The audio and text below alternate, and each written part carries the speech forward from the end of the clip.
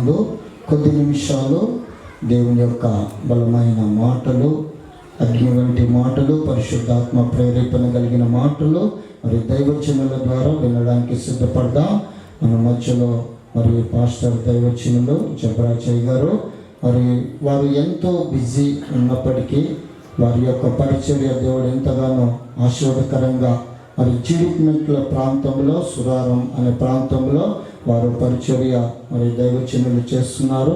మరి నేను గత మే నెలలో మీటింగ్స్లో మరి దైవచనులను 14వ తారీఖు ఈ దినమందు వారు మన మధ్యలో ఉండవలసింది, కానీ అయ్యగారు మరి వేరే ప్రాంతంలో సువార్త నిమిత్తమై వారు బిజీ ఉండడం ద్వారా దేవుడు మరొకసారి వెళ్ళి కలిసినప్పుడు దేవుడి దినము కుటుంబ ఆశీర్వాద కూడికకు నేను తప్పకుండా మీ మధ్యలో మీతో ఉంటాను అని వారు ఈ దినము డేట్ ఇవ్వడం జరిగింది. దేవుని కృపను బట్టి పరిశుద్ధాత్మ ప్రేరేపణలు కలిగిన దేవుని యొక్క మాటలు దేవుడు ఏర్పాటు చేసిన దినము దైవదాసుని ద్వారా మరి ఈరోజు ఈ దినము కుటుంబ ఆశీర్వాద కూడికలో ఈ దినము కూడి వచ్చిన ప్రతి ఒక్కరూ మంచి బలమైన వర్తమానముతో ఈ స్థలము నుంచి వెళ్ళాలని ప్రభు పేట కోరుతుంటున్నాను. కూడి వచ్చిన మీ అందరికీ దేవుడి చక్కని విషయాలు తెలియచేసి దేవుడి స్థలము నుంచి మిమ్మల్ని ఆశీర్వాదకరంగా నడిపించును గాక. ఆమేన్. హల్లెలూయా. సంతోషం ఉన్న వారందరూ గట్టిగా హల్లెలూయా చెప్పాలి. హల్లెలూయా, హల్లెలూయా. దేవునికి మహిమ కలుగుగాక. ఈ యొక్క సమయమందు మన మధ్యలో దైవజనులను చప్పట్లు కొడుతూ ప్రేమతో ఆహ్వానిద్దాం. గట్టిగా చప్పట్లు కొడుతూ ఒక సమయాన్ని దేవదాసులకు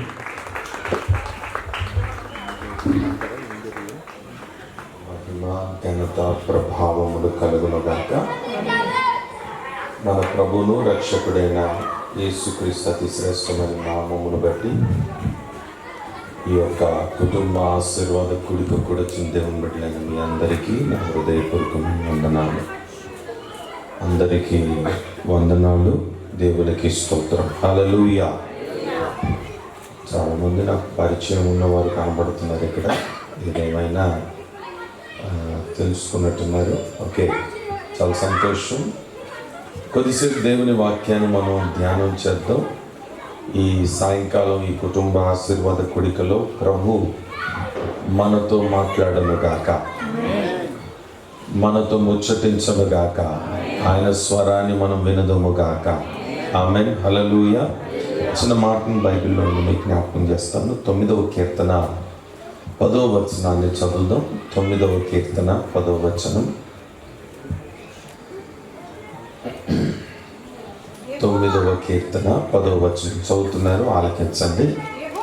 యెహోవా నిన్ను ఆశ్రయించు వారిని నీవు విడిచిపెట్టువాడవు కావు. చాలండి. మీరందరూ ఇటు నా వైపు చూస్తూ కొద్దిసేపు దేవుని మాటలు వింటారు.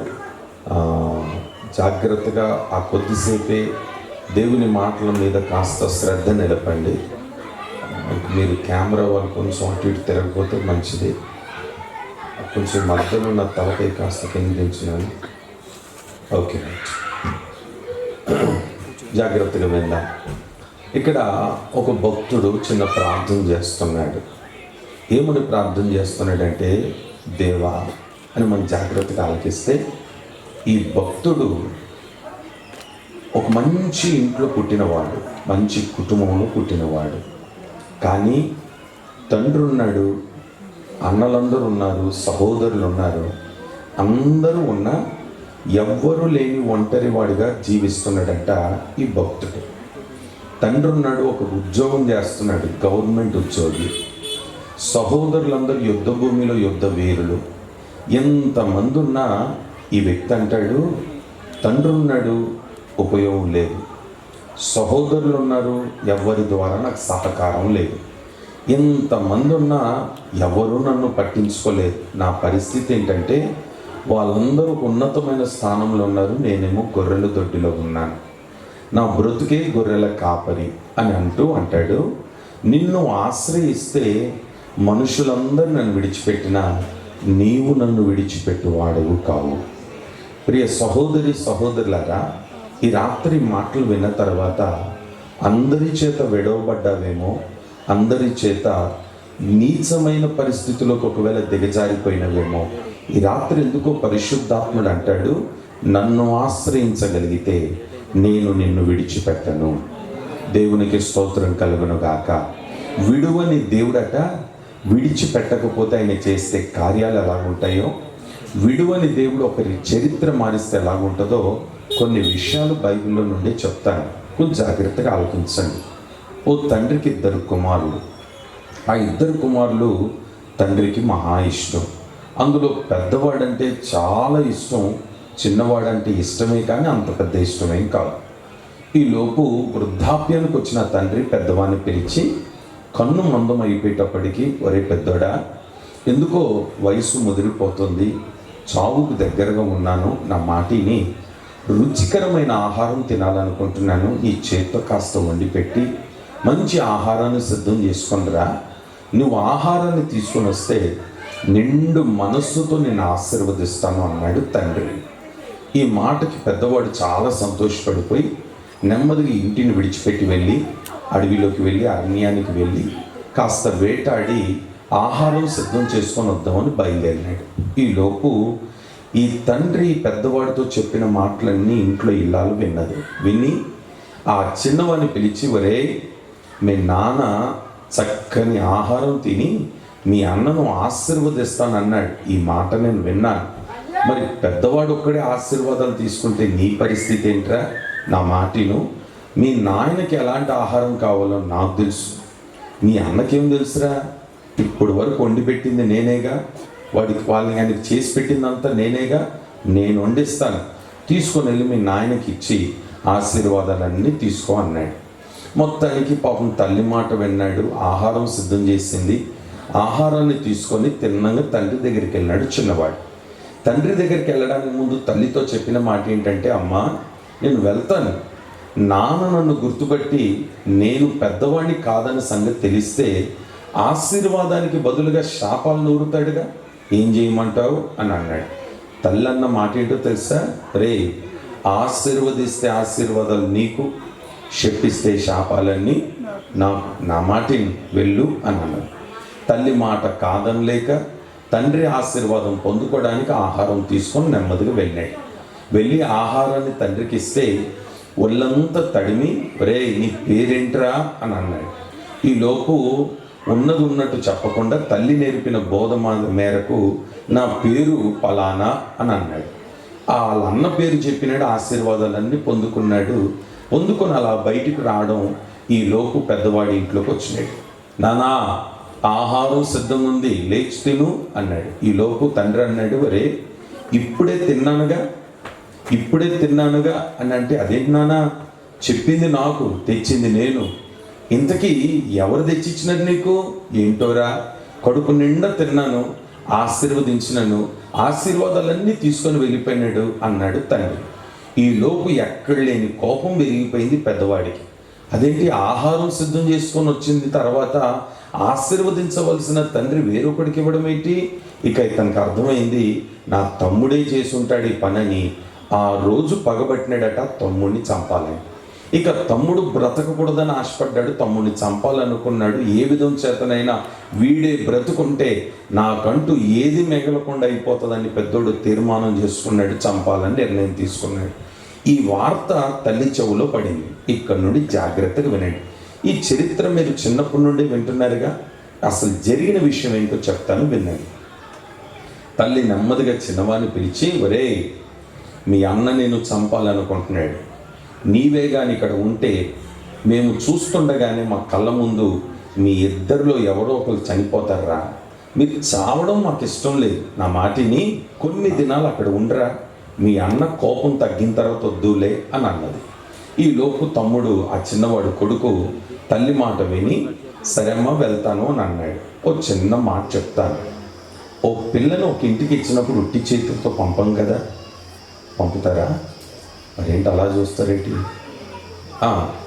ఓ పిల్లని ఒక అబ్బాయి ఇంటికి పంపించినప్పుడు ఉట్టి చేతితో పంపంగా, ఆమెకి ఇవ్వాల్సిన వాట, ఆమెకు రావాల్సిన ఆస్తి అంతటిని పెట్టి పంపుతాం. ఇప్పుడు ఈ చిన్నవాడిని అన్నింటికి పంపుతుంది. అన్నింటికి పంపినప్పుడు తిరిగి వస్తాడనే నమ్మకాలు లేవు కదా. ఇప్పుడు అన్న తమ్ముడు ఇద్దరు ఉన్నప్పుడు అన్నకి ఎంత వాట వస్తుందో తమ్ముడు కూడా అంతే వాట రావాలి. ఇద్దరికి చెరుసగం పంచి ఇవ్వాలి. అది తల్లిదండ్రుల యొక్క ధర్మం అది. మరి అలాంటిది తండ్రి తల్లి ఇద్దరు పిలిచి, చిన్నడా మీ అన్న నేను చంపాలనుకుంటున్నాడు, నా మాటిను, వెళ్ళిపోరా అని అన్నారు. వెళ్ళడానికి సిద్ధపడ్డాడు. న్యాయపరంగా తల్లే కానీ తండ్రే కానీ చిన్నవాడిని పిలిచి, మరలా నువ్వు ఎప్పుడు వస్తావో తెలీదురా, మాకు వయసు అయిపోయింది, మా మాటిని, ఇదిగో నీ వాట, నీ ఆస్తి, నీ సంపాదన, ఇది తీసుకొని నువ్వు బయలుదేరు అని అనాలి. అనాల్సిన తల్లిదండ్రులు ఏమన్నారట తెలుసా? చేతికి ఒక కర్ర ఇచ్చి ఒక నూనె బుడ్డి ఇచ్చి వెళ్ళిరా అని అన్నారు. ఓ మాట అడుగుతాను, చేతికర్ర నూనె బుడ్డి ఆస్తి అయిందా? ఈరోజు ఆ చేతికర్ర నూనె బుడ్డి పట్టుకొని బయలుదేరినంత మాత్రం ఆస్తి సంపాదించిన వాడు అవుతాడా? మరి అంతటి వాడిని పిలిచి చేతికర్ర నూనె బుడ్డిచ్చి ఇదేరా నీ ఆస్తి అని చెప్పి తల్లి పంపించినప్పుడు మారు మాట మాట్లాడలేదుగా. కన్నీళ్లు పెట్టుకున్నాడు, గాడిద గంత కట్టినాడు, నెమ్మదిగా కర్ర తీసుకున్నాడు, నూనె బుడ్డి తీసుకొని బయలుదేరి వెళ్ళిపోయినాడు. చాలా దూరం ప్రయాణం సాగింది. ఈ లోపు చీకటి పడింది. ఇంకా చీకటి పడిన తర్వాత ఒక్కసారి అలా తిరిగి చూస్తే చెమ్మ చీకటి, ఏమీ కనబడలేదు. వచ్చిన మార్గం కనబడలేదు, వచ్చిన దారి కనబడలేదు. అల్లరి ముద్దుగా పెరిగిన తల్లిదండ్రుల దగ్గర ఉన్న ప్రేమ కనబడలేదు. అందరూ దూరం అయిపోయినారు. ఒంటరి వాడిగా మిగిలిపోయినాడు. ఈ ఒంటరితనంలో చేసేది ఏమి లేక అలా మోకరించి ఆకాశం వైపు తలెత్తి, ప్రభా, తల్లిదండ్రుల నీడలో ఇంతవరకు పెరిగినాను, ఇప్పుడు తండ్రి సహోదరుడు నన్ను చంపాలనుకుంటున్నాడు, ఒంటరి వానిగా మిగిలిపోయినాను, అరణ్యంలో నాకంటూ ఎవరు లేరు. సరే, ఒంటరి బ్రతుకుతున్న నా జీవితంలో నా తల్లిదండ్రిని నన్ను చూసి నాకు ఇవ్వాల్సిన వాట ఇవ్వలేదు, అది ఇవ్వలేదు. చేతి కర్ర నూనె బుడ్డి మాత్రమే నా చేతిలో ఉంది. ఏడుస్తూ పడుకున్నాడు. ఈ లోపు మంచి నిద్ర పట్టింది. ఒక కలబడింది. ఈ కలలో ఆకాశం నుండి మెట్లు వేసుకొని దిగొచ్చినాడు దేవాది దేవుడు. దిగొచ్చి పడుకున్న యాకోబుని పిలిచి అంటాడు కదా, యాకోబు, నీ తల్లి నీకేమిచ్చింది? చేతి కర్ర నూనె బుడ్డి, అంతకు తప్ప నీకేమి ఇవ్వలేదుగా. నా మాటిను, నీవు నన్ను ఆశ్రయించున్నావు గనుక, నరులెవ్వరిని ఆశ్రయించక నా వైపు నువ్వు చూస్తున్నావు కనుక, నీవు పడుకునే స్థలం అంతటిని నేను నీకు ఇవ్వబోతున్నాను. Praise the Lord. హల్లెలూయా. తల్లి ఇవ్వగలిగిందా? తండ్రి ఇవ్వగలిగినాడా? ఏమంటే సహోదరుడు ఏమని ఇచ్చున్నాడా? ఒంటరిగా మిగిలిపోయినాడు. ఆ ఒంటరితనంలో తన ప్రార్థన ఏంటంటే, నిన్ను ఆశ్రయించిన వారిని నీవు విడిచిపెట్టు దేవుడవు కావు. విడువని దేవుడు ఆయన కొరకు దిగొచ్చి అంటాడు కదా, నీవు పడుకునే స్థలాన్ని, నీవు పడుకునే ప్రాంతాన్ని, నీవు పడుకునే దేశమును నేను నీకిస్తాను అని అన్నీ ఏమన్నాడంటే కింద, ఇదిగో నేను నీతో చెప్పిన ఈ మాట నెరవేర్చేంత వరకు నేను నీ చెయ్యి విడవను. ఈ రాత్రి నేను ప్రకటిస్తున్న యేసయ్య ఎవరనంటే, నీతో ఒక ప్రమాణం చేసిన, నీకు ఒక మాట ఇచ్చిన, నీతో ఒక మాట చెప్పిన, ఆ మాట నెరవేర్చేంత వరకు చెయ్యి విడవకుండా నీ చెయ్యి పట్టుకొని నెరవేర్చగలిగిన దేవుడు, ఆయన పేరు నజరేయుడైన యేసుక్రీస్తు. ఈ రాత్రి మాట విన్న తర్వాత విడవబడ్డావా? మనుష్యుల చేత విడవబడ్డావా? తల్లిదండ్రుల చేత విడవబడ్డావా? పిల్లల చేత విడవబడ్డావా? నమ్మిన వారి చేత విడవబడ్డావా? ఒంటరి వానిగా మిగిలిపోయినావా? బంధువులు ఉన్నారని అనుకున్నాం, వారు విడిచిపెట్టినారు. స్నేహితులు ఉన్నారనుకున్నాం, విడిచిపెట్టినారు. సహాయం చేసేవారు ఉన్నారనుకున్నావు, విడిచిపెట్టినారు. నీకంటూ ఆధారం లేక ఒంటరితనం అయిపోయి ఒంటరి వానిగా మిగిలిపోయి నిస్సహాయ స్థితిలో ఉంటే ఈరోజు నీకు శుభవార్త. ఆయనను ఆశ్రయించగలిగితే, నరుల చేత విడవబడ్డావు కానీ ఆయనను ఆశ్రయించగలిగితే ఈ రాత్రి విడువని దేవుడు నీ చరిత్ర మార్చబోతున్నాడు, నీ పరిస్థితులు మార్చబోతున్నాడు, నీ స్థితిగతులను ఆయన మార్చబోతున్నాడు. అందుకని బైబిల్ ఏం చెప్తుందంటే, మనుష్యులను నమ్ముట కంటే యెహోవాను ఆశ్రయించుట, రాజులను నమ్ముట కంటే యెహోవాను. నేనంటాను, ఈ భూమి మీద నరుడు అనేవాడు ఎవడు నమ్మదగిన వాడు కాదు. కనుక మనుషులను నమ్మి అనేక మార్లు ఓడిపోయినావుగా, మనుషులను నమ్మి నష్టపడిపోయినావుగా, స్నేహితులను నమ్ముకొని ఓడిపోయినావుగా, తల్లిదండ్రులు నమ్ముకొని ఓడిపోయినావుగా, బంధువులు ఉన్నారని నమ్ముకొని ఓడిపోయినావుగా, నమ్మదగిన వారని అనుకొని వారి చేత ఓడిపోయినావుగా. ఈ రాత్రి నీ ఓటమి చూసిన దేవుడు నీ గెలుపునివ్వడానికి ఇక్కడికి వచ్చున్నాడు. ఈ వీధిలో నీ కొరకు నిలబడి మాట్లాడుతున్నాడు.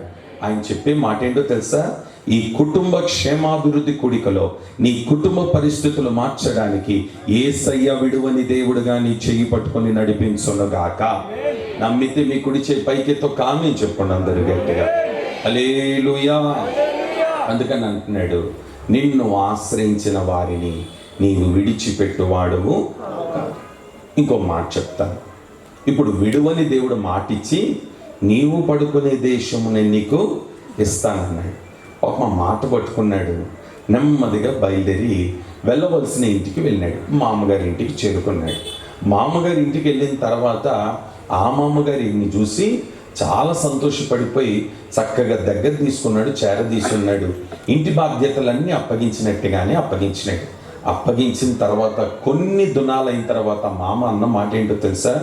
ఒరే యాకోబు, ఒరే అల్లుడా, నీవు రాకముందు నా పరిస్థితులు కొంచెమేరా, నువ్వు రాకముందు నా ఇంటి పరిస్థితులు కొంచెమేరా, నీవు అడుగు పెట్టిన తర్వాత నా ఇల్లు దీవించబడింది అన్నాడు. ఆ మాట అక్కడితో చాలా సంతోషపడ్డాడు.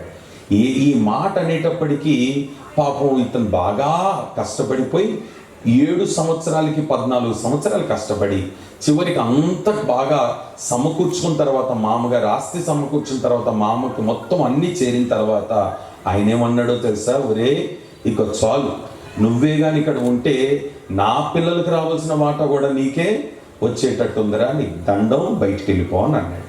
వెళ్ళిపోమని అన్నాడు. అన్ని ఇచ్చి పంపాలిగా. ఏమి ఇచ్చినాడట తెలుసా? యాకోబు సంపాదించుకుంది యాకోబుకి ఇచ్చినాడే తప్ప యాకోబుకి ఎక్స్ట్రా ఏమి మాట్లాడేటి. మరి పిల్లలు ఇచ్చినప్పుడు కట్నం ఇవ్వాలిగా, అది కూడా ఇవ్వలేదట. ఏమి ఇచ్చినాడయ్యానంటే యాకోబు సంపాదించుకున్న గొర్రెలు, యాకోబు సంపాదించిన మేకలు, యాకోబు భార్య, యాకోబు పిల్లలు, యాకోబు కలిగిన పని వాళ్ళు మాత్రమే ఇచ్చి బయలుదేరు అని అన్నాడు. ఇక చేసేది ఏమి లేక తాను సంపాదించుకున్న ఆస్తిని తీసుకొని బయటకు వచ్చినాడు. బయటికి వచ్చి కొంత దూరం వెళ్ళిన తర్వాత కౌరు వినబడింది. ఏమన్నా తెలుసా? ఒరే, ఆ ఊరు వదిలేసి ఈ ఊరికి వచ్చినావు, మరి ఇప్పుడైనా బాగుపడ్డావు అని అనుకుంటే మీ అన్న నిన్ను వెతుక్కుంటూ వస్తున్నాడు రా చంపడానికి అన్నాడు. ఆ మాట విన్నాడు, కంగారు పడ్డాడు. కంగారు పడి చేసేది ఏమి లేక ఇంటి వాళ్ళందరూ దగ్గర పెట్టి నెమ్మదిగా ఒంటరిగా బయలుదేరి ఆ రాత్రి ఎబ్బోకు రేవు దగ్గర మోకరించి ప్రార్థన చేస్తున్నాడు. ఏడుస్తున్నాడు. ఏమనో తెలుసా? అయ్యా, ఆస్తి ఇచ్చినావు, పిల్లల్నిచ్చినావు, గొర్రెల్నిచ్చినావు, మేకనిచ్చున్నావు, అన్నీ నాకు ఇచ్చున్నావు, నాకంటూ ఏది తక్కువ లేదు. కానీ సమాధానం లేకుండా ఉందే. నేను నిన్ను ఆశ్రయిస్తున్నాను, నా చరిత్ర మార్చవా అని ఆ రాత్రి ఏడవడం ప్రారంభిస్తే ఇతను ఏడుపు చూసి ఆకాశం నుండి దేవుడు దిగొచ్చినాడు. ఇక్కడ నుండి వినండి, దిగొచ్చిన దేవుడు గట్టిగా అలా దిగిరావడం ఈయన వెళ్ళి గట్టిగా పట్టుకున్నాడు. పట్టుకొని ఏడుపు ఆపినాడు. ఇదేంట్రా, నువ్వు ఏడుస్తున్నావని కదా వచ్చిన తర్వాత ఏడుపు ఆపినవేంటి అన్నాడు. ఏడుపు ఎందుకు ఆపినానంటే నువ్వు రావాలని ఏడ్చిన, వచ్చిన తర్వాత ఏడవడం ఎందుకు అని అన్నాడు. ఇంతకు ఏం కావాలి నీకు? నాకు ఏం అక్కర్లేదు, నన్ను ఆశీర్వదించు అన్నాడు. అదేంటి? ఓ మాట అడుగుతాను, ఆశీర్వదించడానికి యాకోబు పేదవాడా? ఆశీర్వదించడానికి గొర్రెలు లేవా? ఆశీర్వదించడానికి మంద లేదా? అన్నీ ఉన్నాయి కదా, ఇంకా ఆశీర్వాదం అడుగుతాడేంటి?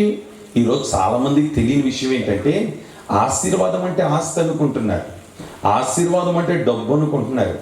ఆశీర్వాదం అని అంటే ఏమండి పొలాలు, ఏమండి పంట, ఇవన్నీ అనుకుంటున్నారు. నేను అంటాను, యాకోబుకు లేని ఆశీర్వాదం ఏంటంటే అన్నీ ఉన్నాయి కానీ సమాధానము లేదు. సమాధానము లేకపోతే ఆశీర్వాదం ఎక్కడిది? ఇప్పుడు యాకోబు ఏమడుగుతున్నాడంటే నన్ను ఆశీర్వదించు అన్నాడు. మంచిది, నేను ఆశీర్వదిస్తాను, కానీ ఎంతకు నీ పేరేంటి అని అన్నాడు. ఓ మాట అడుగుతాను, పేరు తెలియకుండానే దిగొచ్చినాడా? మాట్లాడరేంటి? నా పేరు తెలియకుండానే నన్ను పిలిచినారా? ఏమండి పాస్టర్ గారు, పేరు తెలుసు కదా నాకు. మరి దేవునికి యాకోబు పేరు తెలియదంటారా? తెలుసు కదా. మరి దిగొచ్చి అమాయకంగా నీ పేరేంటని అంటాడేంటి? దానికి కారణం ఏంటో తెలుసా? ఆయనను పేరు అడగడానికి కారణం ఏంటంటే ఈ తండ్రి దగ్గరికి వెళ్ళి నన్ను ఆశీర్వదించు నాన్న అని అడిగినాడు. భూ సంబంధమైన తండ్రి దగ్గరికి వెళ్ళి ఆ తండ్రి ఏమడిగినాడో తెలుసా? నీ పేరేంట్రా అని అన్నాడు. అన్నాడా లేదా? అనగానే యాకోబు అన్నాడా, ఏశావు అన్నాడా? మరి ఇప్పుడు పరలోకమందున్న తండ్రి ఆశీర్వదించడానికి దిగి వచ్చినప్పుడు ఆయన కూడా పేరు అడుగుతున్నాడు. పేరు అడిగినప్పుడు ఏం చెప్పాలా అని మనం అనుకుంటున్నాం. అక్కడేమన్నాడు? ఏశావు అన్నాడు. మరి ఈ తండ్రి అడిగినప్పుడు కూడా చెప్పాలి కదా అదే మాట. కానీ ఇక్కడ జరిగింది ఏంటో తెలుసా? అక్కడ ఈ లోక సంబంధమైన, భూ సంబంధమైన, శరీర సంబంధమైన తండ్రిని మోసం చేయగలిగినాడేమో, కానీ పరలోకమందున్న తండ్రి అడిగినప్పుడు ఆయనను మోసం చేయలేకపోయినాడు. నెమ్మదిగా నోరు తెరిచి అంటాడు, నా పేరు యాకోబు అన్నాడు. అనగానే ఉన్నది ఉన్నట్టుగా ఒప్పుకున్నావుగా, పశ్చాత్తాపడ్డావుగా, నా పాదాలు పట్టుకున్నావుగా, ఏడ్చినావుగా. నీ పేరిక మీదటి యాకోబు కాదు, ఇజ్రాయేలుగా నేను మార్చబోతున్నాను. ఏ దేశాన్ని నేను నీకు ఇస్తానన్నానో ఆ దేశపు పేరే నీకు పెట్టబోతున్నాను. ఇక మీదట ఆ ఇజ్రాయేలు ప్రజలకు నువ్వు నాయకుడుగా ఉండవుగాక. ఆమె చెప్పుకుందాం ఒకసారి గట్టిగా. ఒంటరిగా ఇంట్లో నుండి బయలుదేరినాడు. ఆస్తి ఏమీ తెచ్చుకోలేదు. అరణ్యంలో ఒంటరి వాడిగా పడుకున్నాడు. 14 సంవత్సరాలు కష్టపడ్డాడు. ఆ 14 సంవత్సరాల తర్వాత అంతా నా బ్రతుకు అయిపోయింది అనుకునే సమయానికి చరిత్ర మార్చిన దేవుడు ఈ రాత్రి ఇక్కడ నిలబడ్డాడు నీ చరిత్ర మార్చడానికి. స్తోత్రం, హల్లెలూయా. ఇప్పుడు చివరికి అన్నమాట ఏంటో తెలుసా? ఇజ్రాయేలుగా నీ పేరు పెడుతున్నాను. ఇక నువ్వు యాకోబు కాదు. నేనంటా నీ రాత్రి పశ్చాత్తాపడి ఇప్పటికైనా ఆయన వైపు తిరిగి ఆయన పాదాలు పట్టుకొని, నిన్ను నేను విడిచిపెట్టనయ్యా, నేను నిన్ను ఆశ్రయిస్తున్నానని ఒక్క మాట అడగలిగితే, నీవు ఆయనను ఆశ్రయించగలిగితే, విడువని దేవుడు నీ చెయ్యి పట్టుకొని నీ తలరాత మార్చగలిగిన వాడు, నీ చేతి రాకను మార్చగలిగిన వాడు, నీ పరిస్థితులు సరిదిద్దగలిగిన వాడు, చెయ్యి విడవక నీ స్థితిగతులను నా దేవుడు మార్చనుగాక. అందరం ఒకసారి ఆమేనని చెప్పుకుందామా గట్టిగా. మరొక చరిత్ర చెప్తా. జరిగింది ఏంటంటే, ఆ ఇంట్లో నమ్మకంగా పనిచేస్తుంది ఒక పనావిడ, ఆమె పేరు పనికత్తె. ఆ ఇంట్లో 2 యజమానులు ఉన్నారు. వారు చాలా వృద్ధులైన వారి కింద నమ్మకంగా పనిచేస్తుంది యవనస్తురాలు. చాలా దినాలు, చాలా సంవత్సరాలుగా పనిచేస్తుంటే ఆమెను చూసి చాలా సంతోషపడిపోతున్నారు 2 యజమానులు. సంతోషపడిపోయిన తర్వాత ఈ లోపు ఆ ఇంటి యజమానురాలకు ఒక ఆలోచన ఏంటంటే, నా వయసు చూస్తే 70, నీ వయసు చూస్తే 100, మనకంటూ పిల్లలు లేరుగా, మరి ఇంత సంపాదించిందంత ఏమైపోద్ది? నా మాటేను అబ్రహం గారు, ఇదిగో మన ఇంట్లో నమ్మకస్తురాలు ఒక ఆమె ఉందిగా, పనికెత్తుందిగా, నా మాటిని ఆమె చేసుకో. ఆమెకు కుమారుడి కంటే మన ఆస్తి ఎక్కడికి పోదు, ఇదిగో మన వాట మన దగ్గరనే ఉంటుంది అని అన్నది. ఈ సలహా ఇచ్చింది ఇంటి పనావిడిని తీసుకుని వెళ్ళి అంటగట్టింది. అంటగట్టగానే పిల్లోడు పుట్టినాడు. ఆ పిల్లోడు పుట్టిన దగ్గర నుండి ఇప్పుడు జరిగింది ఏంటో తెలుసా? చరిత్ర మారింది. ఏంటా చరిత్ర అంటే, పనావిడే కాస్త పెద్ద మనిషి అయింది, పెద్ద మనిషి కాస్త బాగా తెలిసే మీకు కూడా. పనావిడే కాస్త ఇంటి మనిషి అయింది, ఇంటి మనిషి ఏమైంది? పనావిడైంది. ఇక పనావిడ అయ్యేటప్పటికి రోజు పోరే అయిపోయింది. ఆ బాధ తట్టుకోలేక నెమ్మదిగా ఈ ముసలిది వెళ్ళి ముసలోడితో మాట్లాడింది. ఏమన్నా తెలుసా? ఏమయ్యా ముసలోడా, ఎంతకాలం ఈ బాధ? ఇప్పుడు ఆమె నా మాట వినట్లేదు, ఆమె నా మీదికి తిరగబడుతుంది అని అంటే ఈయనేమన్నాడో తెలుసా? నీకో దండం, నేను నిన్ను చేయమని అనలేదుగా, నువ్వేగా తీసుకొచ్చినావు, ఆమె నీ చేతిలో ఉందిగా, ఇదిగో నా మాటను నీకు నచ్చినట్టుగా చెయ్యి అన్నాడు. ఇక ఆ మాట తీసుకుంది. రోజు ఆమెకి ఏం చూపించిందో తెలుసా? మన భాషలో చెప్పండి, చుక్కలు. ఏం చూపించింది? చుక్కలు. స్తోత్రం, హల్లెలూయా. ఇక ఆ బాధ తట్టుకోలేక నెమ్మదిగా ఒక రోజు వచ్చి, ఏమంటే అబ్రహం గారు, ఇక నేను ఉండలేను, నేను వెళ్ళిపోతాను అని అన్నది. అని అంటే పాపం ఆయనైనా సరిచేసి కాస్త సంలాయించి పోలేమని మాట్లాడతానని అనాలిగా. ఆయన ఎంత తెలియగలడు అంటే వదులుకుందాం అనుకున్నాడు. నెమ్మదిగా పిలిచి, అమ్మాయి వెళ్తావా? మంచిది రా అని చెప్పి పిల్లోని తీసి భుజానికి ఎక్కించినాడు. మీరు బైబిల్లో బాగా చదివితే ఏమిచ్చినాడంటే తెలుసా? నీల తిత్తి ఆహారం. అందరు అనడం మాట. మన భాషలో నీల తిత్తి అంటే వాటర్ బాటిల్ ఒకటి, ఆ తర్వాత టిఫిన్ బాక్స్ ఒకటి, ఆహారం నీల తిత్తి ఆమె చేతిలో పెట్టి పిల్లోని భుజానికి ఎక్కించి, అమ్మాయి జాగ్రత్తగా వెళ్ళిరా అన్నాడు. నేను మాట అడుగుతా, పిల్లోడికి తండ్రి అవుతాడుగా, ఆమెకి భర్త అవుతాడుగా, పిల్లోని కన్నాడుగా. కన్న తర్వాత ఇవ్వాల్సిన వాట ఇవ్వాలా వద్దా? పెద్ద మనుషులుగా మీరు చెప్పండి చూద్దాం. ఏం మాట్లాడరేంటి? వాళ్ళకి మనకేం పగలేం లేవుగా, ఉన్నది ఉన్నట్టు చెప్పండి. ఇవ్వాలి కదా. మరి ఇవ్వాలి. దాహం ఓ పక్కన, ఆకలి, చేసేది ఏమి లేక అల్లరి ముద్దుగా పెంచుకున్న ఆ పిల్లోని నెమ్మదిగా తీసి అలా పడేసేసి మోకరించి ప్రభు సన్నిధిలో ఏడుస్తుంది. అయ్యా, వెనక తిరిగి చూస్తే అరణ్యం కనబడుతుంది, నీళ్ళు అయిపోయింది, ఆహారం అయిపోయింది, నమ్మిన నా భర్త నన్ను విడిచిపెట్టినాడు, ఈ పిల్లోడి యొక్క తండ్రి విడిచిపెట్టినాడు, నమ్మిన యజమానురాలు వదిలిపెట్టింది, నాకంటూ ఏమీ లేదు అని గయావుగా ఒక కేక పెట్టి ఏడిచింది. ఈ ఏడుపు విన్న దేవుడట ఆకాశం నుండి దిగి వచ్చినాడు అరణ్యానికి. దిగొచ్చి ఏమన్నాడో తెలుసా? హాగరు, ఎందుకు ఏడుస్తున్నావు? ఏమైంది నీకు? అయ్యా, పిల్లోడు ఏడుస్తున్నాడు, ఆకలితో ఉన్నాడు, నాకున్నది ఒక్కడే కొడుకు, వాడు చనిపోయే పరిస్థితుల్లో ఉన్నాడు, ఓ పక్కన నాకు ఆకలిస్తుంది, నీళ్లు లేవు, నోరు ఎండిపోతుంది, ఏం చేయాలో అర్థం కావట్లేదు, నేను ఆశ్రయిస్తే విడువని దేవుడు కదా. వెంటనే ఆయన ఏమన్నాడో తెలుసా? నీ భర్త నీకు నీళ్ళెత్తి ఇచ్చినాడు, నీళ్ళేయి అన్నాడు, నీళ్ళు అయిపోయినాయి అన్నది. ఆమె ఏమన్నా తెలుసా? నీ భర్త ఇచ్చిన నీళ్ళు అయిపోయింది కదా, నేను నీకు ఒక నీటి ఊటనివ్వబోతున్నాను. స్తోత్రం. నీళ్ళ తిత్తి అయిపోయింది కానీ నీటి ఊట అయిపోతుందా? ఏమండి, నీటి ఊటనిస్తాను, ఆ నీళ్లు తరగని ఊటను నీకు ఇవ్వబోతున్నా. ఈ రాత్రి ఇక్కడ కూర్చున్న నీవు నమ్మగలిగితే ఒక తరగని కృపతో నా దేవుడు నిన్ను దీవించునుగాక, తరగని ఊటను నీకు ఇచ్చునుగాక, తరగని నీళ్ళతో నీ దాహమును తీర్చునుగాక. Praise the Lord. తరగని నీటి ఊట నెమ్మదిగా లేపి, అమ్మాయి ఇదిగో నీళ్ళు, నీ పిల్లవాడికి తాగిపి, నెమ్మదిగా నీళ్లు తీసి వాడికి తాగిపించింది. వాడు కాస్త తెప్పరిల్లినాడు. తెప్పరిల్లగానే పిలిచి ఏమన్నాడో తెలుసా? చచ్చిపోతాడని అనుకున్నావుగా, చనిపోతాడు, ఇక బతకడని అనుకున్నావు కదా, నా మాటినమ్మా, వాడిక చావడు, వాని గర్భమున రాజులు పుట్టబోతున్నాడు. నేను అంటాను, సావే శరణం, ఇక బ్రతకడం ఎందుకని నువ్వు అనుకున్నావేమో. నీ చరిత్ర మార్చడానికి నా యేసయ్య ఇక్కడ నిలబడ్డాడు ఈ వీధిలో. నీ పరిస్థితులు మార్చడానికి యేసయ్య ఇక్కడ నిలబడ్డాడు. నీ కుటుంబ పరిస్థితులు మార్చడానికి యేసయ్య ఇక్కడ నిలబడ్డాడు. నేను అంటాను, ఇప్పటికైనా ఆయన వైపు తిరిగి నిన్ను ఆశ్రయిస్తున్నానని ఒక్క మాటను చెప్పగలిగితే విడువని దేవుడు నీ చెయ్యి పట్టుకొని నీ చరిత్ర మార్చునుగాక. ఆమె చెప్దామా గట్టిగా? అయిపోయే నీళ్లు దగ్గర నీటి ఊటను పుట్టించినాడుగా, తరగని ఊటను పుట్టించున్నాడుగా. ఓ పక్కన చూస్తే తల్లిదండ్రులు ఏమి ఇవ్వలేదు కానీ పడుకున్న దేశమంతటిని దేవుడు ఇచ్చినాడు కదా.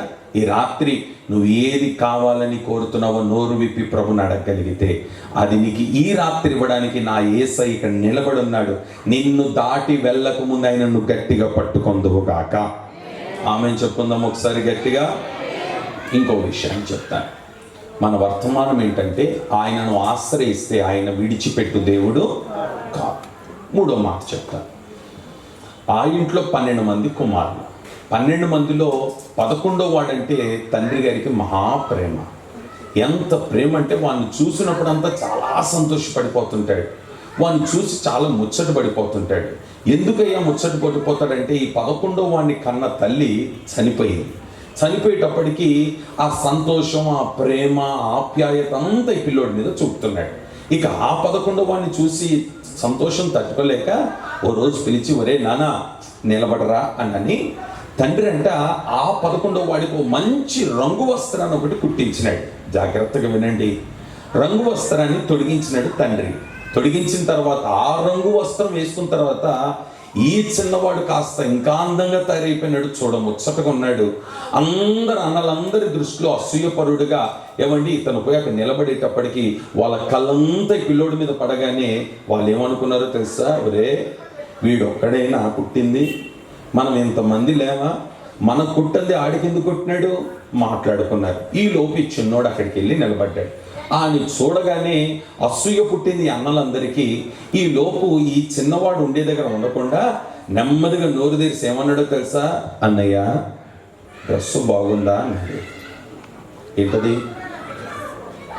ఒళ్ళు మండదా? అదేంటిరా, నీకొక్కడికే కుట్టేయడం ఏంటి, మాకు కూడా కుట్టేయాలిగా. ఇక సరే అక్కడితో ఆగినాడా? ఆగేటోడు ఆగకుండా నెమ్మదిగా ఏమంటాడంటే, రాత్రి కలబడిందన్నయ్య అన్నాడు. కలబడిందా? ఏంటిరా కళ? అదే అన్నయ్య, నా పన నిలబడ్డట్టుగా మీ పనలన్నీ పడుకొని సాగిలపడ్డట్టుగా కలబడ్డది అన్నాడు. అప్పటికే డ్రెస్సు చూసి ఒళ్ళు మండింది వీళ్ళకి. మళ్ళీ వాళ్ళకి కళ చెప్పేటప్పటికి ఇంకేం మండుద్ది? ఇక ఏం చేసేది లేక డిసైడ్ అయిపోయినారు ఏంటంటే, ఈడే కానీ ఉంటే ఆడన్న కళ ప్రకారంగా వాడి ముందు మనం అందరము సాగిలపడాలి, ఈడు బతుకుండకూడదని నిర్ణయం తీసుకున్నాడు, చంపాలని అనుకున్నారు. ఈ లోపు దేవుని ప్రణాళిక చిన్నవాడి మీద ఉంది కనుక చంపాలని వాళ్ళ అన్నలు అనుకున్నా వారి చేతిలో నుండి తప్పించబడ్డాడు, గుంటలో వేయబడ్డాడు, ఐగుప్తు దేశానికి అమ్మివేయబడ్డాడు. ఇక్కడ నుండి జాగ్రత్తగా వినండి. తండ్రి ఏ వస్త్రాన్ని తొడిగించినాడు? మీరు మాట్లాడాలా? రంగు వస్త్రం చెప్పండి అందరు గట్టిగా. విచిత్రమైన వస్త్రమేగా, రంగు వస్త్రమేగా, చక్కగా అన్ని రంగులు ఉండే వస్త్రాన్ని తొలగించినాడుగా. దాన్ని అన్నలు ఏం చేసినారు? చింపినారని చెప్పండి. అన్నలు ఏం చేసినారు? దాన్ని రంగు వస్త్రాన్ని ఎవరు చింపినారు? తండ్రి ఇచ్చిన రంగు వస్త్రాన్ని అన్నలు చింపినారు. ఇప్పుడు బానిసగా అమ్మివేయబడ్డాడు. ఆ దేశానికి వెళ్ళిన తర్వాత ఆ దేశపు వారు ఈయనకి ఏం తొడిగించినారో తెలుసా? బానిస వస్త్రాన్ని తొడిగించినారు. అందరు చెప్పండి, ఏ వస్త్రం? బానిస వస్త్రం. ఇప్పుడు ఈ బానిస వస్త్రం తొడిగించుకొని చక్కగా పనిచేస్తున్నాడు, నమ్మకంగా ఉన్నాడు. ఈ లోపు పెద్ద అధికారి ఒక కన్ను ఇతని మీద పడింది. ఒరే, ఈడు యవనస్తుడు చాలా నమ్మకంగా పనిచేస్తున్నాడు, చూడడానికి అందంగా ఉన్నాడు, హుషారుగా ఉన్నాడు, బాగా ఉరుకులాడుతున్నాడు, ఈడు వీళ్ళ మధ్య ఉండేదానికంటే మా ఇంట్లో ఉంటే బాగుంటుంది అనుకున్నాడు ఆ పెద్ద మనిషి. పెద్ద మనిషి ఏం చేసినాడో తెలుసా? బానిస వస్త్రాన్ని తీసేసి పనివాని వస్త్రాన్ని తొడిగించాడు. ఇప్పుడు చెప్పండి ఎన్ని మారినాయి? ఒకటి రంగు వస్త్రం, తర్వాత బానిస వస్త్రం, తర్వాత పనివాని. ఈ పనివాని వస్త్రాన్ని తొడిగించుకొని ఇంట్లో పని చేస్తున్నాడు. ఈడు ముచ్చటగా ఉండడం, చాలా అందంగా ఉండడం, హుషారుగా పనిచేయడం, చక్కగా పనిచేస్తుంటే ఆ ఇంట్లో ఉంది ఒకటి. ఆమె కన్నేసింది ఈడి మీద. కన్నేసింది, కన్ను పడిన దగ్గర నుండి బట్ట చింపాలనుకుంది. మొత్తానికి అనుకున్నట్టుగానే ఆ అందగాని వస్త్రాన్ని చింపింది. ఏ వస్త్రాన్ని చింపింది? పనివాని వస్త్రం అని చెప్పండి గట్టిగా. తండ్రి ఇచ్చిన రంగు వస్త్రాన్ని ఎవరు చింపినారు? అన్నలు చింపినారు. తర్వాత బానిస వస్త్రం వేసుకున్నాడు. బానిస వస్త్రాన్ని ఆ ఇంటి పెద్ద మనిషి తీసేసి ఇప్పుడు ఏ వస్త్రాన్ని తొడిగించినాడు? పనివాని వస్త్రం. పనివాని వస్త్రాన్ని ఇంటి ఆమె ఏం చేసింది? చింపింది. ఈ పనివాని వస్త్రం చినిగిన తర్వాత ఇప్పుడు ఎక్కడున్నాడో తెలుసా? చెరసాల్లో వేయబడ్డాడు, ఖైదీ వస్త్రం వేసుకున్నాడు. ఎన్ని వస్త్రాలు మారినాయి చూడండి. ఖైదీ వస్త్రం వేసుకున్న తర్వాత రోజు ఏడిపే. కానీ ఒక్క మాట మీరు బైబిల్లో ఆలకిస్తే, యోసేపు ఇన్ని పరిస్థితులు ఎదుర్కొన్న ఏ రోజు కూడా నాకు ఎందుకు ఇలా జరిగిందని దేవుని అవమానపరిచినట్టు కానీ, దూషించినట్టు కానీ, వ్యతిరేకంగా మాట్లాడినట్టు కానీ ఎక్కడైనా ఉందేమో అని చూడండి. మీరు భూతద్దం పెట్టి పుస్తకం అంతా ఎతికిన మీకు ఎక్కడ మాట కనబడుతుంది. అంత పరిస్థితుల్లో కూడా చెరసాల్లో ఉండి ఏమంటాడో తెలుసా? నిన్ను ఆశ్రయించిన వారిని నీవు విడిచిపెట్టు దేవుడవు. ఇప్పుడు చెరసాల్లో ఖైదీ వస్త్రం వేసుకున్నాడు. ఖైదీ వస్త్రం వేసుకొని అక్కడ ఉంటే ఆ ఖైదీ వస్త్రం వేసుకున్న వాని పరిస్థితి ఏమైందో తెలుసా? ఇది నా వైపు చూస్తూ వినండి. పైనుండి ఆకాశం నుండి చూసిన దేవుడు ఒక్కసారి దిగి వచ్చి అంటాడు, నానా, తండ్రి ఇచ్చిన రంగు వస్త్రాన్ని అన్నలు చింపినారు. బానిస వస్త్రం వేసుకున్నావు, ఆ బానిస వస్త్రాన్ని ఆ పెద్ద మనిషి తీసేసి పనివాని వస్త్రం వేసినాడు. పనివాని వస్త్రాన్ని ఆమె చింపింది, ఇప్పుడు ఖైదీ వస్త్రం వేసుకుంది. ఇంకా ఎన్ని వస్త్రాలు మారుతాయని కంగారు పడుతున్నవేమో కదా. ఇక నేను నీకు ఒక వస్త్రం ఇవ్వబోతున్నాను. ఈ వస్త్రాన్ని ఏ నరుడు చెంపలేడు. ఆమె చెప్పండి ఒకసారి గట్టిగా. ఇక ఆ దేవాతి దేవుడు దిగొచ్చినాడంట. ఖైదీ వస్త్రములో ఉన్న ఈ యోసేపుని తీసుకొని వెళ్ళి రాజుగారి ముందు నిలబెట్టి, రాజుగారి చేత ఖైదీ వస్త్రాన్ని తీసి రాజవస్త్రాన్ని దేవుడు తొడిగించినాడు యోసేపుకి. Praise the Lord. ఇప్పుడు రాజవస్త్రం వేసుకున్నాడట. పైనుడి స్వరం వినబడుతుంది, ఈ వస్త్రాన్ని ఏ నరుడు చెంపలేడు. ఈ వస్త్రాన్ని ఏ నరుడు తీసి వేయలేడు. ఈ వస్త్రాన్ని ఎవడు కూడా ముట్టలేడు. నువ్వేం బాధపడొద్దు యోసేపు. నేను అంటాను, ఈ రాత్రి నీ చరిత్రను దేవుడు అలా మార్చబోతున్నాడు. అనేకుల ద్వారా నీ వస్త్రాలు చింపబడ్డాయా? అనేకుల ద్వారా అవమానపరచబడ్డావా? అనేకుల ద్వారా ఓడిపోయిన పరిస్థితుల్లో ఉన్నావా? అనేక మార్లు నష్టపడిపోయిన పరిస్థితులు ఉన్నావా? అనేక మార్లు తలదించుకున్న పరిస్థితులు ఉన్నావా? యేసయ్య ఈ రాత్రి ప్రవచనంతో నీతో మాట్లాడుతున్నాడు. ఓడిపోయిన చోట నీవు గెలుచుదువుగాక. Praise the Lord. హల్లెలూయా. ఇప్పుడు జరిగింది ఏంటో తెలుసా? రాజవస్త్రం వేసుకున్నాడు. ఓ మాట అడుగుతాను, ప్రభా, ఇంత కాలం పట్టిందా నా కళ నెరవేరడానికి? ఎప్పుడో కన్నాను కదా, ఇంత కాలం పట్టింది ఏంటి? మరి ఇన్ని శ్రమలు ఎందుకు ఎదుర్కొన్నాను, ఇన్ని పరిస్థితులు ఎందుకు ఎదుర్కొన్నాను? అందులో మంచి మాట చెప్తాను. యోసేపు ఆ దేశపు వాడు కాదు, పరాయి దేశపు వాడు. వేరే దేశంలో ఉన్న వ్యక్తి ఈ దేశానికి వచ్చి రాజ్య పరిపాలన చేయాలంటే ఈ దేశ పరిస్థితులు అతనికి తెలియాలి. మరి ఆ దేశ పరిస్థితులు తెలిసి ఉండాలంటే ఆ దేశ పరిస్థితులు ఎలా ఉన్నాయో తెలియడానికి యోసేపును దేవుడు మొదట ఎక్కడ పెట్టినాడో తెలుసా? బానిసల మధ్య పెట్టి బానిసల పరిస్థితులన్నీ తెలుసుకునేటట్టుగా యోసేపుకు చేసి ఉన్నాడు. రెండవది, రాజుగారి ఇంటికి పంపించి వాళ్ళ కుటుంబ పరిస్థితులన్నీ తెలుసుకునేటట్టుగా చేశాడు. మూడవది, ఖైదీలోకి పంపి ఖైదీల పరిస్థితి అన్ని తెలుసుకునేటట్టుగా చేసి, అన్ని తెలుసుకున్నావా అని అన్నాడు. అన్నీ తెలుసుకున్నానయ్యా, ఇప్పుడు పరిపాలించు. నేను అంటాను, ఒక ఉన్నతమైన స్థానంలో దేవుడు నేను పెట్టడానికి ముందు కొన్ని శ్రమల గుండంగా దేవుడు నిన్ను నడిపిస్తాడు, కొన్ని అగ్ని గుండములు నిన్ను నడిపిస్తాడు, కొన్ని ఇబ్బందుల్లో ప్రభు నిన్ను నడిపిస్తాడు, కొన్నిసార్లు అరణ్య మార్గాల్లో నిన్ను నడిపిస్తాడు. ఇవన్నీ నడిపించబడినప్పుడు ఏంటి నా పరిస్థితి ఎలాగుంది, చావడమే మేలు అని నువ్వు అనుకుంటున్నావేమో. ఎప్పుడు కూడా దేవునికి వ్యతిరేకమైన మాట నీ నోట రాకుండా నువ్వు కాపాడుకోగలిగితే ఏదో ఒక రోజు అరణ్యాన్ని దాటి పాలు తేనెలు ప్రవహించు దేశానికి నువ్వు వెళ్తావు, ఏదో ఒక రోజు సింహాసనానికి నువ్వు చేరతావు. నేను అంటాను, నీ బ్రతుకు ఎల్లప్పుడూ అరణ్యంలో ఉండదు, నీ బ్రతుకు ఎప్పుడు కూడా కష్టాల మధ్య ఉండదు, నీ బ్రతుకు ఎప్పుడు శ్రమల మధ్య ఉండదు. నేను అంటాను, శ్రమలు దాటిందా దాని వెనకాల దేవుడు నీకు మేలు దాచిపెట్టున్నాడు. యోసేపు, నీవి సింహాసనం మీద కూర్చోబెట్టడానికి ఈ శ్రమల గుండముగా నేను నిన్ను నడిపించున్నాను. ఆమె చెప్తారా గట్టిగా? మోషేకు నాయకుడిగా చేయడానికి ముందు ఎన్నిసార్లు మార్పులు జరిగినాయి తెలుసా? 40 సంవత్సరాలు ఐగుప్తు ప్రజల మధ్య ఉన్నాడు, 40 సంవత్సరాలు అరణ్యంలో ఉన్నాడు, ఆ తర్వాత 40 సంవత్సరాలు నాయకుడిగా ఉన్నాడు. నేను అంటాను, ఐగుప్తు నుండి నాయకుడు అవ్వడానికి డైరెక్ట్గా బ్రిడ్జ్ చేసుకొని ఎక్కలేదుగా, అరణ్యంలోనే 40 సంవత్సరాలు నడిచినట్టుగా.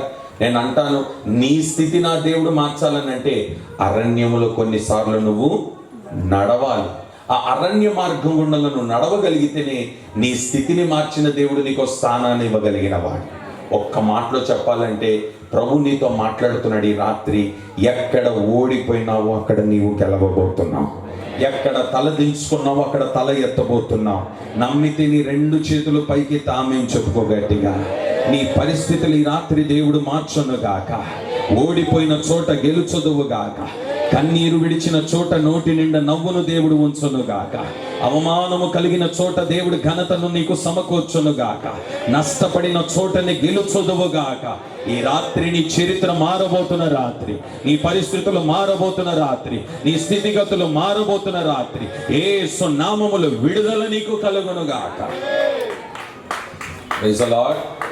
హల్లెలూయా, హల్లెలూయా. ఎంత మంచి దేవుడు అయినా. నన్ను ఆశ్రయించగలిగితే నేను నిన్ను విడిచిపెట్టు దేవుడను కాదు. విడువని దేవుడు యాకోబు చరిత్ర మార్చున్నాడు, విడువని దేవుడు హాగరు చరిత్ర మార్చున్నాడు, విడువని దేవుడు యోసేపు చరిత్రను మార్చున్నాడు. ఈ రాత్రి నీ చరిత్ర కూడా దేవుడు మార్చునుగాక, నీ పరిస్థితులను దేవుడు మార్చునుగాక.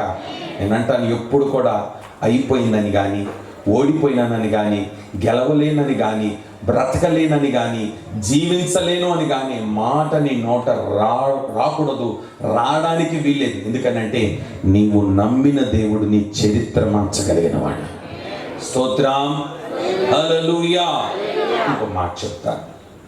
12 మంది శిష్యులు యేసయ్యతో పాటు ఉన్నారు. చక్కగా మాట్లాడుకున్నారు, యేసయ్య చేసిన అద్భుతాలన్నీ చెప్పుకున్నారు. అంతా అయిపోయిందా? ఆ అద్భుతాలన్నీ చెప్పుకున్న తర్వాత రాత్రి అయ్యేటప్పటికీ యేసయ్య తన దారిలో తాను వెళ్ళిపోయినాడు ప్రార్థనకి. వీళ్ళందరూ ఒక దగ్గరికి వెళ్ళారు. ఇందులో ఒక ముఠా నాయకుడు ఉన్నాడు.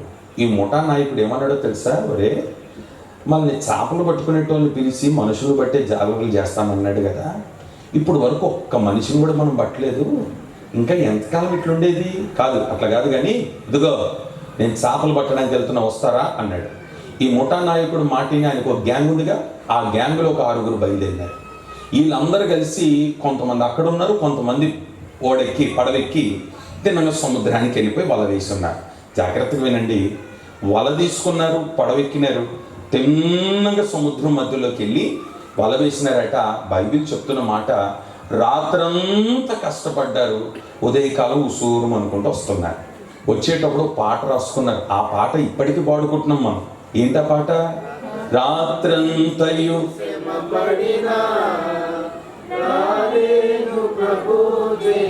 అచ్చం పడవలో మీరు కూడా ఉన్నట్టే ఉన్నారుగా. ఆ పాట పాడారంట. పాడుకుంటా నెమ్మదిగా వచ్చినారు. జాగ్రత్తగా వినండి. పాట పాడుతూ పాడుతూ పాడుతూ వచ్చి అద్దరికి చేరినారు. జరిగింది ఏంటో తెలుసా? వీళ్ళు వెళ్ళిన సంగతి ఎవరికి చెప్పలేదు. యేసయ్యకి చెప్పినారా? చెప్పలేదు. చెప్పకుండానే వెళ్ళారు. వెళ్ళి ఉసూరు అనుకుంటూ వస్తున్నారు. ఇంతకి చేపలు పడలేదనే సంగతి యేసయ్యకి తెలుసా? తెలీదు. కానీ ఆయన ఎవరో తెలుసా? తన పిల్లలు వారికి ఆయనకు చెప్పకుండా వెళ్ళిపోయినా వారి మీద శ్రద్ధ నిలిపిన దేవుడు వారు అద్దరికి రాకముందే అద్దరిలో నిలబడ్డాడు. ఆయన పేరు నజరేయుడైన యేసుక్రీస్తు. నేను అంటాను, కొన్నిసార్లు దారి తప్పి మార్గాన్ని విడిచి అలిగి వెళ్ళిపోతుంటే పోన్లే అని వదిలిపెట్టాడు. వెళ్ళిన తర్వాత చేపలు పడలేదని తిరిగి వస్తావు కదా. తిరిగి వచ్చినప్పుడు నా కొడుకు నా దగ్గరకు వస్తున్నాడని అద్దరున నిలబడి చేర్చుకోగలిగిన వాడే సర్వశక్తి కలిగిన దేవుడు. స్తోత్రం, హల్లెలూయా. మంచి మాట చెప్తాను. అద్దరికి చేరడానికి ముందు వారు అద్దరికి రావడానికి ముందు మేము తినలేదని ఈయనకేమైనా ఫోన్ చేసి చెప్పినారా యేసయ్యకి? చెప్పరేటి? వాట్సాప్ ఏమైనా చేసినారా? మరి ఈయనకి ఎట్ట తెలుసు? ఈయన చేసిన పని ఏంటో తెలుసా? నా పిల్లలు ఆకలితో ఉన్నారని ఒడ్డుకు వారు రాకముందే అక్కడట మంచి చేపలను ఫ్రై చేసి రొట్టెలు సిద్ధం చేసి వారి కొరకు సిద్ధం చేసి పెట్టినాడంట. వాళ్ళు రాగానే ఏనానా ఏంటి అన్నాడు. ఆకలేస్తుందయ్యా, మీరు ఆకల్లో ఉన్నారనే సంగతి గుర్తెరిగి మీ కొరకు ఆహారాన్ని ముందుగానే సిద్ధం చేస్తున్నాను. ఆమేన్. ఇంకో మాట చెప్పనా? ఆహారం సిద్ధం చేసిన దేవుడు అక్కడ ఉంది తినండి అని అనలేదట. వాళ్ళని కూర్చోబెట్టి స్వయాన ఆయనే వడ్డించినాడు. అంతటి ప్రేమ కలిగిన తండ్రిని మనం ఆరాధిస్తున్నాం ఈ రాత్రి. Praise the Lord. సరే, ఓ మంచి మాట చెప్తా. రాత్రంతా శ్రమ పడ్డారు, ఒక్క చేప పడలేదు. వచ్చి ఒడ్డులో నిలబడ్డాడు. ఇప్పుడు యేసయ్య వచ్చి ఆ ఒడ్డున నిలబడ్డాడు. అప్పటికి తెల్లవారింది. తెల్లవారేటప్పటికి ఏమైంది? చేపలు పడలేదా అని అన్నాడు. అయ్యా, రాత్రంతా కష్టపడ్డాం, ఒక్కటి కూడా పడలేదా? ఓ పని చేయండి, మీ వల తీసి అటు వేయండి అన్నాడు. ఇప్పుడు వాళ్ళందరూ ఒకరు చూసుకున్నారు. గల కారణం ఏంటో తెలుసా? చేపలు పట్టాలనంటే సముద్రం మధ్యలో పట్టాలా. ఎక్కడ పట్టాలా? ఎప్పుడు పట్టాలా?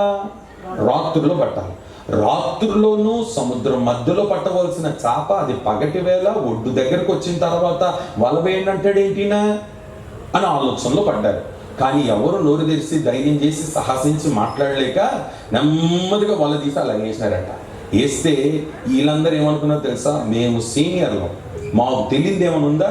ఇప్పటి వరకు ఇన్నిసార్లు పట్టుకున్నాం, ఎక్కడ పట్టాలో మాకు తెలుసు, ఎప్పుడు పట్టాలో మాకు తెలుసు అనుకున్నారే. కానీ జరిగింది ఏంటో తెలుసా?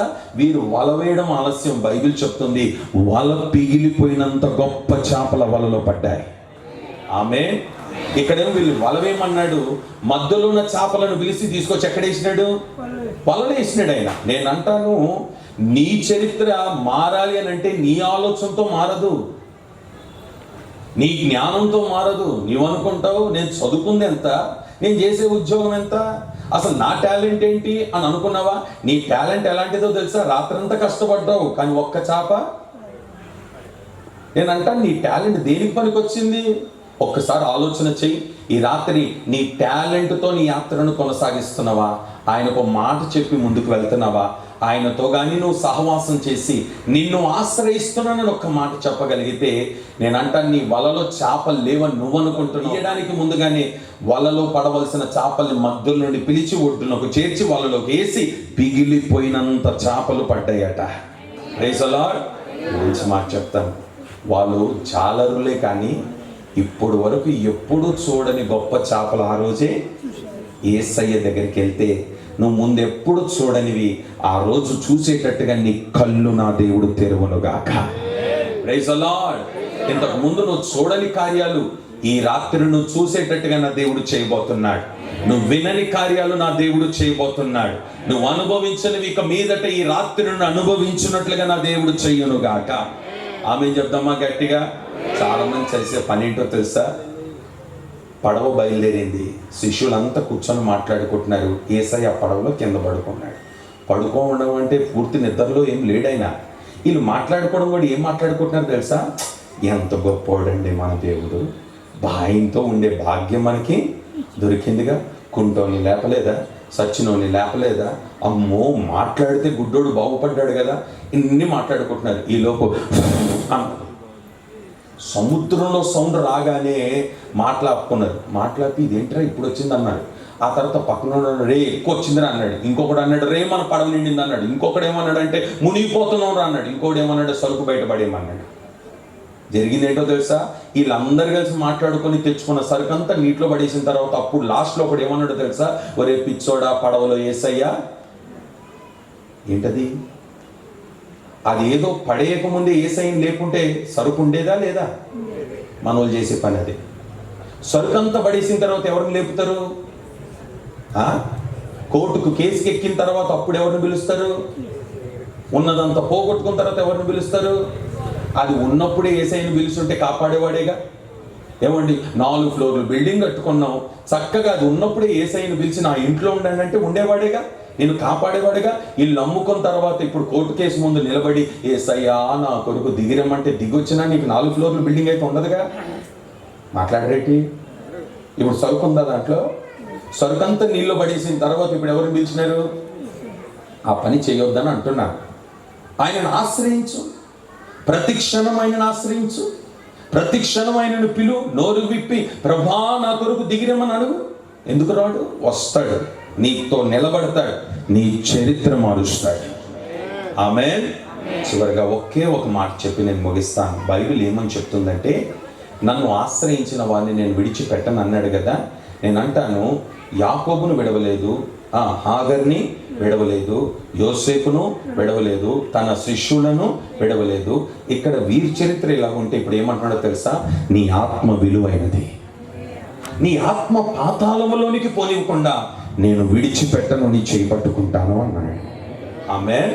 విలువైన నీ ఆత్మను పాతాళములోనికి పోనివ్వకుండా తప్పించగలిగిన ఏకైక దేవుడి ప్రపంచంలో యేసుక్రీస్తు ఒక్కడే. ఎవ్వరు కూడా నిన్ను నీ ఆత్మను పాతాళంలోనికి పోనివ్వకుండా తప్పించలేదు, కానీ యేసు ఒక్కడే తప్పించగలవాడు. ప్రారంభ మాటలకు వెళ్ళి నేను ముగించేస్తాను. అక్కడ భక్తుడు ఏమన్నాడంటే, నిన్ను ఆశ్రయించిన వారిని నువ్వు విడిచిపెట్టు దేవుడవు. గొర్రెల కాపరి గొర్రెల మందల దగ్గర ఉన్నాడు. గొర్రెల వాసన వస్తుంది. ఓ పక్కన తండ్రి ఉన్నాడు ఉద్యోగస్తుడు, ఓ పక్కన సహోదరులు ఉన్నారు. వాళ్ళందరూ రాజ్యంలో ఓ బలశాలులుగా సైనికులుగా ఉన్నారు. కానీ చిన్నవాడిని తీసుకొని వెళ్ళి గొర్రెల మందలో పెట్టి గొర్రెల కాపరిగా చేసి గొర్రెలను అప్పచెప్తే ఆ చిన్నవాడు ఆ గొర్రెల మంద దగ్గర కూర్చొని ఏమంటున్నాడో తెలుసా? యెహోవాయే నా కాపరి అని పాట రాసుకున్నాడు. ఆ పాట కాస్త చరిత్ర మార్చింది. నెమ్మదిగా దైవజనుడు వచ్చి నూనె పోస్తున్నాడు. అతను రాజు అయినాడు. రాజు అయిన తర్వాత జరిగింది ఏంటో తెలుసా? గొర్రెల మందలో ఉన్న వాడిని దేవుడు తీసుకొని వెళ్ళి చేయి విడవని దేవుడు ఎక్కడ కూర్చోబెట్టినాడంటే సింహాసనం మీద కూర్చోబెట్టినాడు. నేను అంటాను, నీ పరిస్థితి ఒకవేళ గొర్రెల మందలో గొర్రెల కాపరిగా, కంపు కొట్టే వ్యక్తిగా, వాసన వచ్చే వ్యక్తిగా, అందరి చేత విడవబడిన వ్యక్తిగా ఉన్నావేమో, కానీ ఈ రాత్రి నువ్వు ఆయనను ఆశ్రయించగలిగితే నీ స్థానం సింహాసనం. నీ స్థానం సింహాసనం. జరిగిందేంటో తెలుసా? అద్భుతమైన విషయం చెప్పి నేను ముగించేస్తాను. అందరూ విడిచిపెట్టినారు. ఏ అన్నలు చూసి పనికి మాలినవాడా అని అన్నారో ఆ అన్నలు ఈ రాజుగారి కింద సైనికులుగా పనిచేస్తున్నారు. అది నా దేవుని కార్యం. ఈ రాత్రి నీ ఓటమి చూసి నవ్వాలని అనుకున్నవారు నీ గెలుపును చూసి ఆశ్చర్యపడేటట్టుగా నా దేవుడు చెయ్యును గాక. లేచి నిలబడతారా? ప్రార్థన చేసుకున్నాం. ఎవ్వరు లేచి అడావుడి అటు ఇటు వెళ్ళిపోకుండా కళ్ళు మూసి ప్రభు సన్నిధిలో నోరు విప్పి ఓ చిన్న ప్రార్థన వ్యక్తిగతంగా మీరు చేసుకోండి. ఎవ్వరి గురించి చేయాల్సిన అవసరం లేదు. నీ గురించి నువ్వే చేయి, నీ గురించి నీవే చేయి. కళ్ళు మూసి, ప్రభా నిన్ను ఆశ్రయించిన వారిని విడిచిపెట్టు దేవుడు కావు అన్నావు. అవును, నా పరిస్థితులు ఒంటరితనం, అందరి చేత విడవబడ్డాను, ఒంటరి వాడిగా మిగిలిపోయినాను, నాకంటూ ఏమీ లేకుండా అయిపోయింది, అందరూ నన్ను విడిచిపెట్టినారు. విడువని దేవుడుగా నా చేయి పట్టుకో ప్రభువా. ఒక్క మాట ప్రభుతో చెప్పగలగా? నీ పరిచర్య విషయమే కానీ, నీ కుటుంబ విషయమే కానీ, నీ ఇంటి విషయమే కానీ, నీ పిల్లల విషయమే కానీ, నీ సేవ విషయంలోనే కానీ నా దేవుడు చేయి విడవకుండా ఈ రాత్రిని చేయి పట్టుకోబోతున్నాడు. నీ పిల్లల చేయి పట్టుకోబోతున్నాడు, నీ కుటుంబ చేయి పట్టుకోబోతున్నాడు, నిశ్చయంగా నీ వ్యాపార చేయి పట్టుకోబోతున్నాడు. నీ పరిస్థితులు దేవుడు మార్చబోతున్నాడు. నా దేవుడు నీ నోరు విప్పి నీ నోట నుండి వచ్చే మాట వినడానికి నీ ప్రక్కన నిలబడైన చెవులు నీ నోటి వైపు పెట్టున్నాడు. నోరు విప్పి యేసయ్యా అని నోరు విప్పి చెప్పు. ప్రభా నన్ను విడిచిపెట్టొద్దని చెప్పు, నన్ను విడిచిపెట్టొద్దని చెప్పు. యాకోబును ఆశీర్వదించిన దేవుడు, ఓ పద దేవుడు ఈ రాత్రిని చరిత్ర మార్చబోతున్నాడు. Thank you Jesus.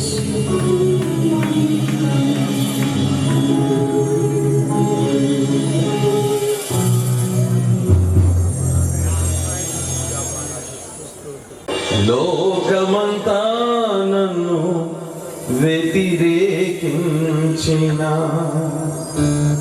నేనున్నానని నా వెంట ఉండి నా నీ ప్రేమలో లేదు లోపం, నీ ప్రేమకు లేదు అంతం. వ్యతిరేకించిన నేనున్నానని నా వెంట ఉండి నా బ్రతుకును లోపం, నీ ప్రేమకు లేదు అంతం.